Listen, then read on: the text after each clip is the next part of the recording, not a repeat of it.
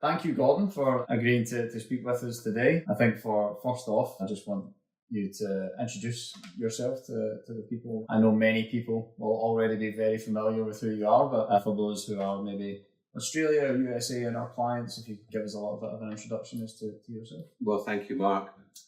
So 30 odd years ago, I left Grant Thornton and started helping accountancy firms with marketing. And I've done nothing else other than work with accountants for all of that time. And 2020 was a brand that came in about 2000 when we merged with Ian Fletcher, and I was with Chris Fredrickson. And we built this very large membership organization of accountants, 2,000, 3,000 people that we know now, and in total, I suppose, 5,000 firms. So I like to think that we know how accountants operate, not just marketing, strategic planning, succession planning, how to make money, recruitment, all the stuff that goes with accountants. We've got to know quite well over the years. Excellent. So it's really an advisory board for accountants as well as, kind of training organisation. And very much. Oh, yes. No, the training is very much part of the membership, and then the advisory bit is the consulting stuff that I particularly have been involved with. And it's the bit I love, is hanging out with accountants and helping them with all the issues that they've got issues with. Excellent. And you've been with Frontline as a client for quite some time. Very long time. In fact, it was Mark Holton who said, you need to speak to Mark Cottle. Yeah. And he said, this is the offshoring story. This is the way forward. Got to know Mark. And we had three ladies. In fact, very early on, we recognized we need more resource in an instant. So that was the big thing. It was like, we can go and find someone. One, it would take 3 or 4 months to find them.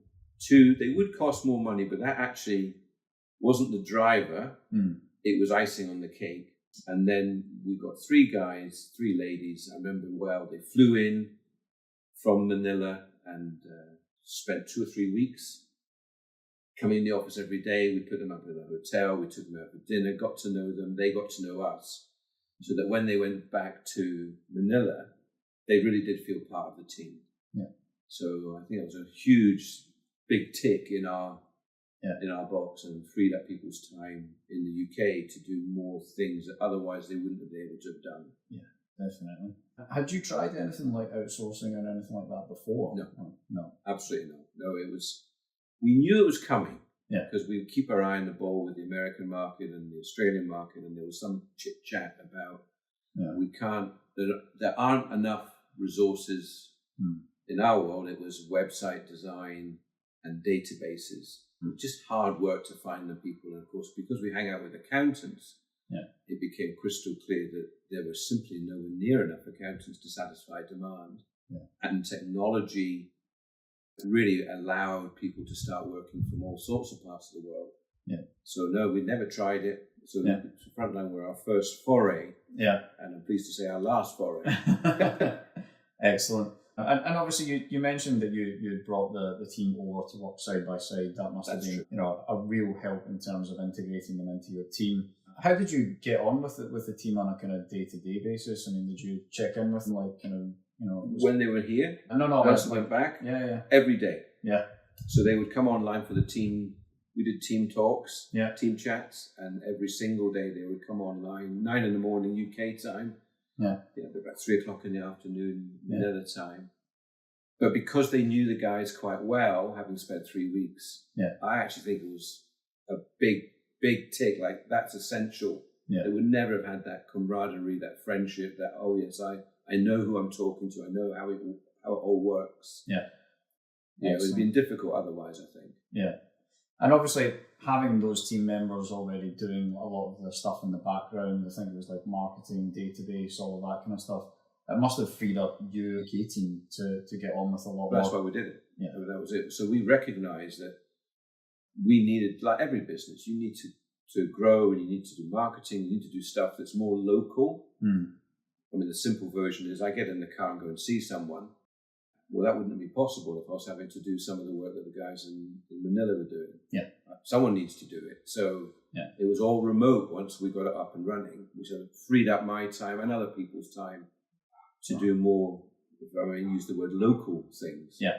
the client-facing stuff, the stuff that everyone enjoys. Yeah, and then COVID got in the way, but I think that's over now. Yeah. In actual fact, I think COVID might have helped the whole process. The whole cause was accelerated because technology had to step up. Yeah. Because we were all working from home. Yeah. But then home could have been anywhere in the world. Exactly. Yeah. Excellent. Was there any kind of obstacles, any kind of challenges that you had to kind of get through with, kind of starting with your team? I think the first obstacle was, well, what are we doing that for? Yeah. Why, we've got perfectly good people in this country. Why are you going abroad to find this resource? Yeah. And then I would then sit with them, and Ollie would sit with them and say, look, if you've got to do this job and we've got 10 days to do it, would you not rather do it in 5 days and then go off and do something more exciting? So that was the way we got them to buy into. It was going to help them expand their own roles and their own professional development by having this extra resource that they could tap into. So it worked quite well in the end. But to start off with, it was like, ooh, I wonder what everyone's going to think about that. Yeah. But we got there. Excellent. Obviously, you've worked with us for quite some time. What would you say to accounting firms who are maybe on the fence about offshoring, outsourcing, and haven't decided to pull the trigger yet? Okay, so when we turn our attention to all of our customers, all these accounting firms, it's not a dissimilar argument, except it's exaggerated.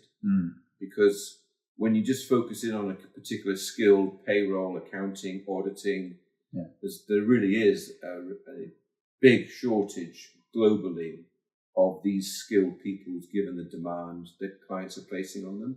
So I would say it's double down because we could find maybe a marketing person, a database person, but the principles were exactly the same except with accountants. I would double down, triple down because trying to find a good auditor in today's current situation, I mean, they're like gold dust. Yeah, they really are. And all think, well, can we not do this remotely? And if we're going to do it remotely, well, we don't need to be 100 miles away. We can be thousands of miles away. Yeah. So absolutely, Mark. I think the need for accountants to engage with offshoring has never been stronger.